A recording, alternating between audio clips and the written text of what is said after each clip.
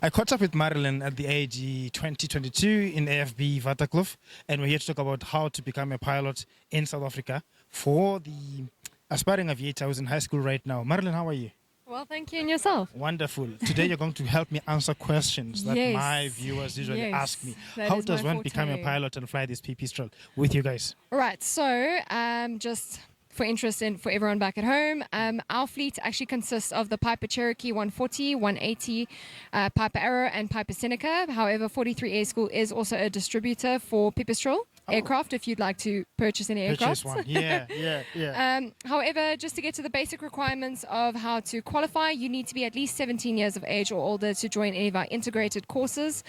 We do specialize in integrated courses going all the way up to your commercial pilot's license, multi-engine class and instrument ratings, your frozen airline transport pilot license, or frozen ATP as they call it, as well as type ratings for the Boeing 737NG and Airbus 320. So you need to be 17, you do need a Class 1 aviation medical exam, an ICAO Level 4 English proficiency test, and mathematics and physical science, for those of you wondering what subjects you need. And you need English, to math, and have science. passed those subjects Yeah. according to your country's syllabus.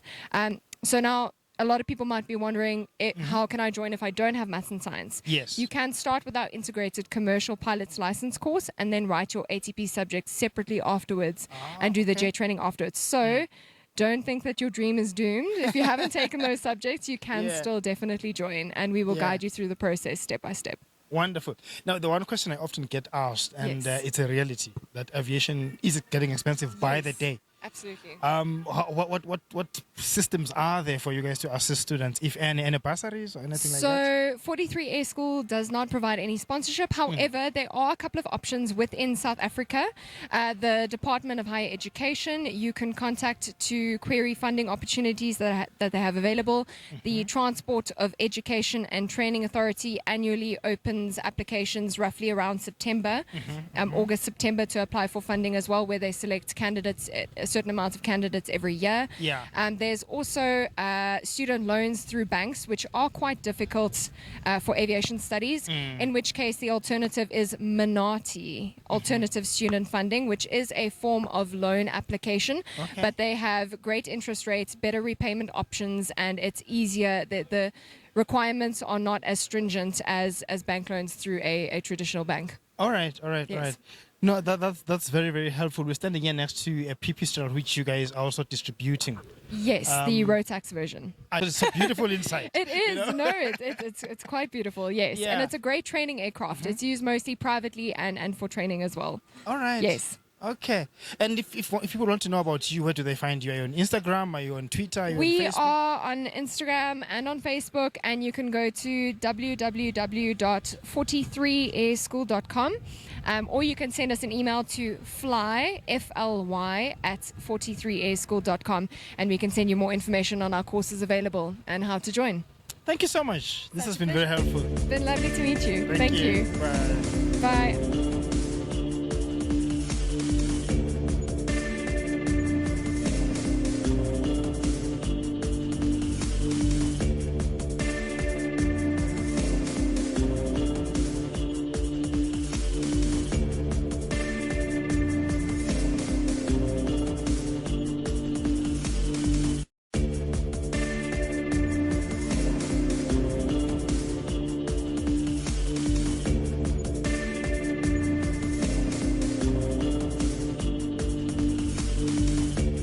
Very well, thanks to yourself. Good. I see you have a Pipistrel here. Yeah, the Pipistrel, this is a SW121 Cruiser, type certified version. A beautiful aircraft.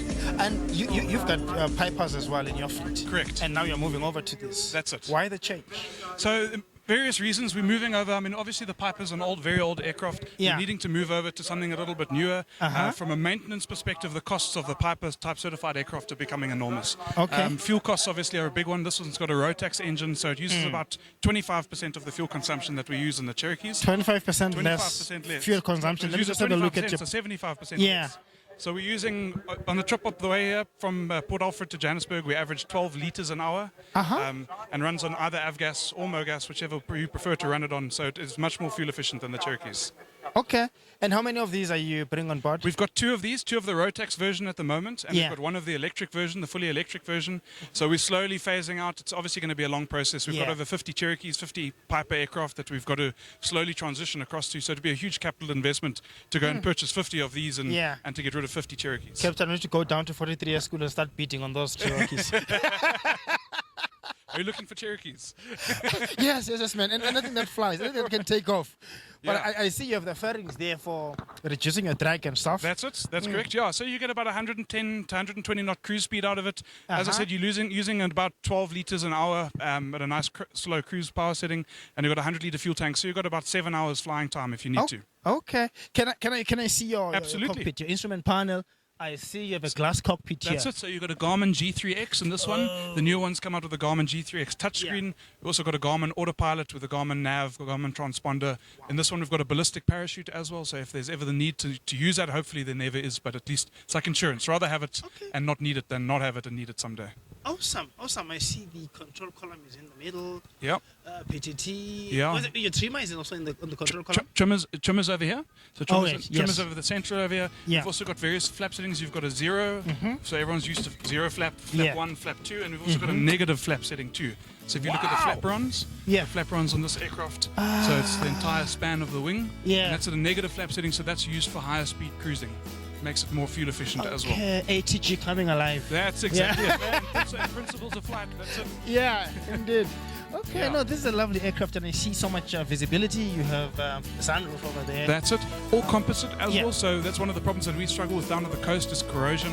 So yes. all composite. And this becomes the solution. That's the solution to it. So that's another reason that we're looking at this aircraft. Alex, thank you so much. No problem at It's a all. lovely aircraft. Beautiful. Loving the transition. And I'm going to come beat for those Pipers. Absolutely. Come and knock on the door. Awesome.